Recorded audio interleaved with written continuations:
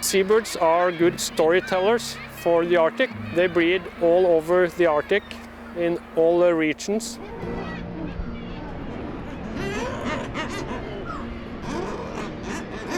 I've been interested in birds since I was a small kid.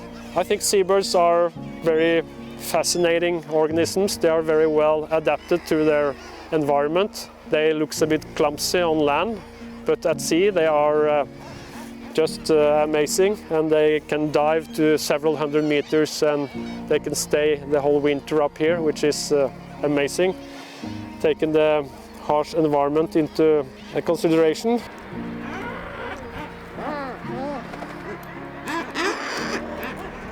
As seabirds are on the top of the food chain, they will respond to changes further down in the food chain, and they react quite quickly.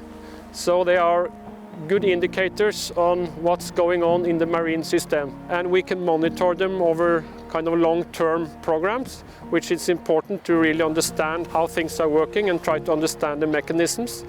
So seabirds are good indicators for a number of reasons. I think people should care for the fate of seabirds because it's not only about the seabirds, but it's also about the bigger picture. Because when we look at these seabirds and the data on how the populations are doing and what is happening dynamically, then we also have to ask ourselves the question, why are we seeing what we are seeing?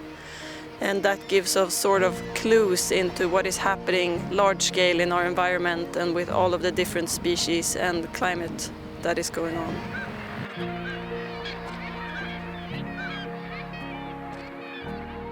Most of the seabirds, they are in the Arctic maybe 2-3 months a year. Rest of the year they move to other areas, living on the free ocean. Seabirds are moving across borders. They don't care about national borders.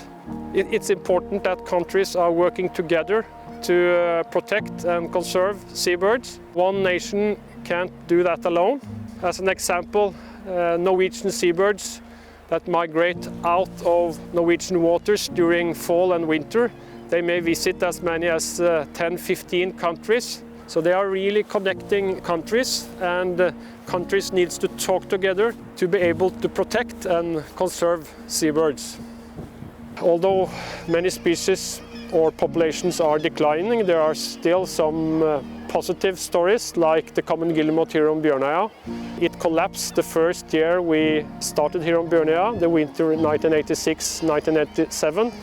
We lost maybe half of the population due to lack of food and a very hard winter. We have seen in the years after that the common guillemot population have been able to re-establish and are now back on the level before the monitoring, or when we started here in 1986. So although some things are going in the wrong direction, there is also hope that things are improving.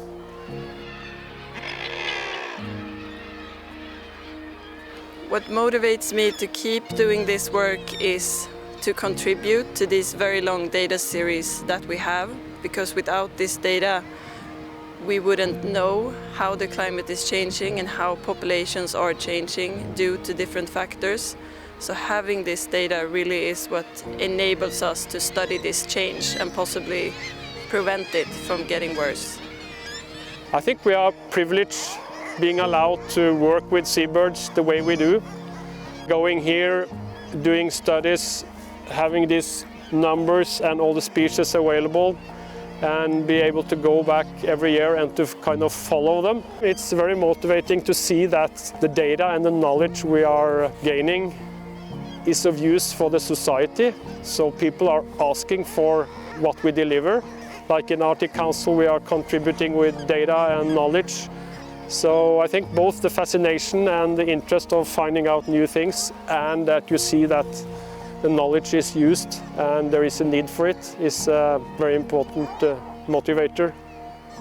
I would like policymakers to know that what we do matters, what we do now matters, and we have to act quite fast. I hope decision makers realize that seabirds are important. They matter. They are an important part of the marine ecosystem, We are dependent on a functioning ecosystem. We take out huge resources out of the marine system. And even though you can be impressed by the numbers of seabirds, the numbers are not infinite. Like in 1986, when we lost more than half of the common guillemot population here. We couldn't really believe it when we came back and saw that the ledges were empty. But that might happen, and we see on the Norwegian mainland that colonies go extinct. Many colonies of, for instance, kittiwakes are gone. So we need to take care of seabirds, and we need to take action. It will not last forever.